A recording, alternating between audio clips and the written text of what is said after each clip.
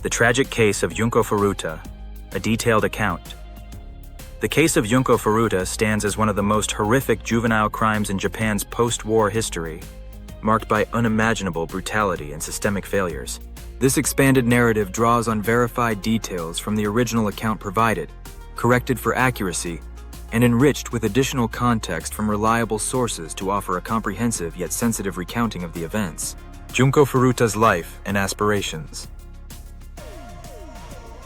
Junko Furuta was born on January 18, 1971, in Misato, Saitama Prefecture, Japan, where she lived with her parents, an older brother, and a younger brother.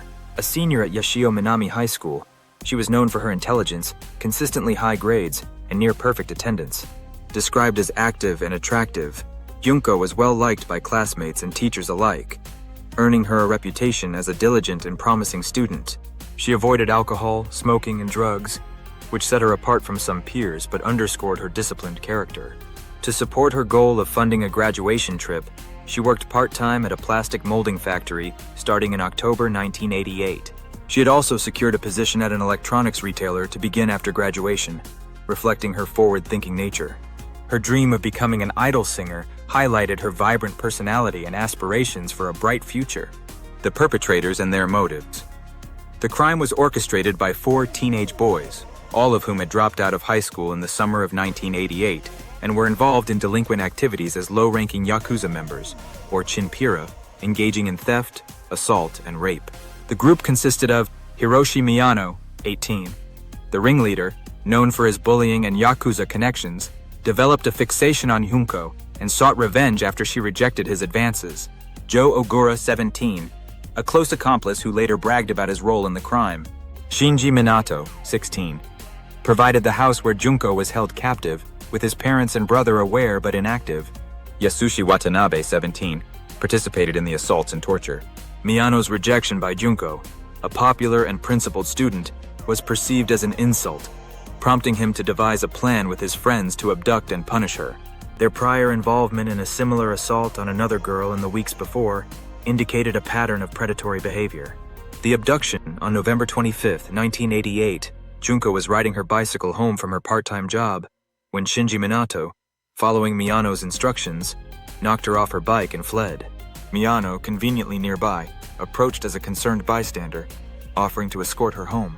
Instead, he took her to an abandoned warehouse in Adachi, Tokyo, where he revealed his Yakuza connections and raped her, threatening to harm her family if she resisted.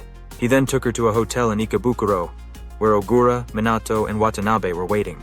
The group took turns assaulting her, marking the beginning of her 40-day ordeal. 40 days of captivity. The following day, November 26, 1988, the perpetrators moved Junko to Minato's parents' home in the Ayase area of Adachi, where she was held captive until January 4, 1989. To prevent a police investigation, they forced her to call her parents on the 3rd day of her captivity, claiming she had run away and was staying safely with a friend.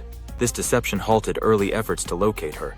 Minato's parents and younger brother were aware of her presence, but did not intervene, citing fear of Minato's violent tendencies and his Yakuza affiliations.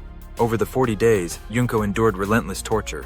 She was repeatedly raped by the 4 main perpetrators and numerous others they invited, with estimates suggesting over 100 men were involved.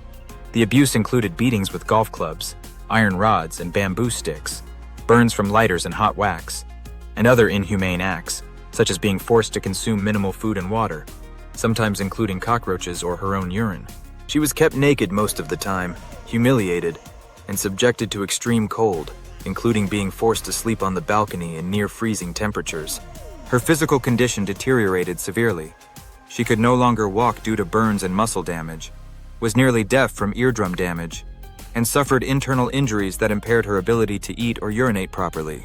On December 4, 1988, a tip led police to the Minato household. But when Minato's parents denied any issues, the officers left without further investigation, a critical missed opportunity. On December 28th, Junko attempted to escape by reaching a phone to call the police, but Miyano caught her, hung up, and punished her by setting her legs on fire, exacerbating her injuries. Junko's death on January 4, 1989, after losing a game of Mahjong Solitaire to Junko, an enraged Miyano poured lighter fluid on her body, focusing on her face, arms, and legs and set her on fire. The attack lasted approximately 2 hours, during which Junko, already severely weakened, went into shock and died later that day. Her body was so badly mutilated that she had to be identified by fingerprints, and an autopsy revealed she was pregnant, with severe damage to her uterus. Fearing murder charges, the perpetrators wrapped her body in blankets, placed it in a 55-gallon oil drum, filled it with concrete, and dumped it at a construction site in Koto, Tokyo. A single strand of her hair was visible protruding from the concrete, unnoticed by the perpetrators. Investigation and arrests. The perpetrators evaded capture until January 23, 1989, when Miyano and Ogura were arrested for the gang rape of another 19-year-old woman. During questioning, Miyano, mistakenly believing the police were inquiring about Junko, confessed and revealed the location of her body, which was found on March 29, 1989. The four main perpetrators, Miyano, Ogura, Minato, and Watanabe, along with two others, Tetsuo Nakamura and Koichi Ihara, who had participated in the assaults, were arrested. Trial and sentences. Initially, the perpetrators were to be tried as juveniles, as they were aged 16 to 18 at the time of the crime, and Japan's juvenile justice system, which prioritizes rehabilitation over punishment, typically protects the identities of minors. However, public outrage led to their trials in adult court. The Japanese magazine Shukan Bunshun published their names: Hiroshi Miyano, Joe Ogura, Shinji Minato, and Yasushi Watanabe, arguing that their actions were so inhumane they did not deserve privacy protections. The perpetrators pled guilty to committing bodily injury that resulted in death under Article 205 of the Japanese Penal Code, which carries a minimum sentence of 3 years imprisonment rather than murder, which could have resulted in life imprisonment or the death penalty for Miyano, who was 18. The decision to pursue the lesser charge likely stemmed from difficulties in proving intent to kill. As the prolonged torture suggested, they did not initially plan her death, though the severity of their actions led many to argue for murder charges. The sentences were as follows. Perpetrator. Original sentence. Resentenced. Served release. Year Hiroshi Miyano. 17 years. 20 years. 20 years. 2009. Joe Ogura. 5 to 10 years. 10 years. 1999. Shinji Minato. 5 to 6 years. 5 to 9 years. 9 years. 1998. Yasushi Watanabe. 3 to 4 years. 5 to 7 years. 7 years. 1996. Miyano's sentence was increased to 20 years after an appeal. An unusual outcome, as appeals typically seek reductions. The relatively light sentences, especially for Ogura, Minato, and Watanabe, sparked widespread criticism, with many questioning whether Yakuza influence played a role in the leniency. Junko's family sued Minato's parents, in whose home the crimes occurred, and were awarded $50 million, approximately $425,000 at the time, which the family paid by selling their home. Aftermath and perpetrators' lives. The case had a profound impact on Junko's family, with her mother requiring long-term psychiatric care after learning the details of her daughter's ordeal. The perpetrators' lives post-release further fueled public anger. Hiroshi Miyano, now Yokoyama. Released in 2009, he returned to gang activities and was arrested in 2013 for fraud but not charged. He reportedly leads a relatively normal life, frequenting a kickboxing gym. Joe Ogura, later Kamisaku. Released in 1999, he bragged about his role in the crime, used his family's compensation money for personal gain, and was arrested in 2004 for assaulting a man, serving 4 years. He died in an accident on July 16, 2022 at age 51. Shinji Minato.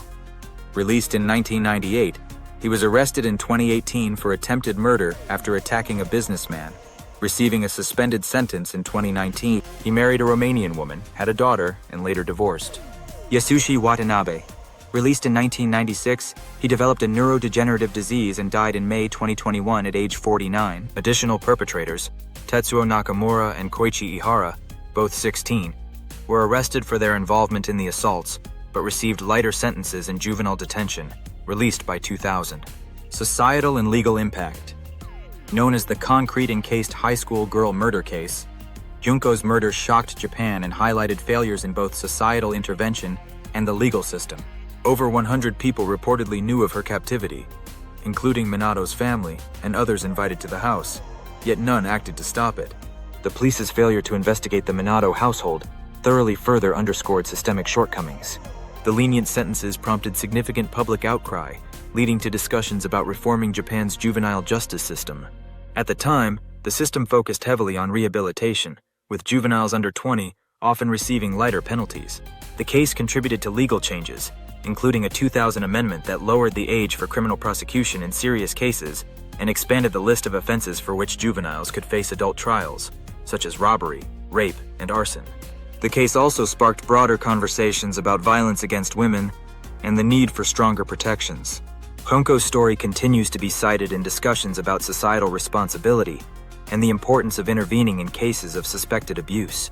While no formal memorials are widely documented, her case remains a poignant reminder in Japan, often referenced in media and criminology studies to highlight the depths of human cruelty and the necessity of systemic reform. Legacy. The murder of Junko Furuta remains a somber chapter in Japan's history, underscoring the devastating consequences of unchecked violence and societal inaction.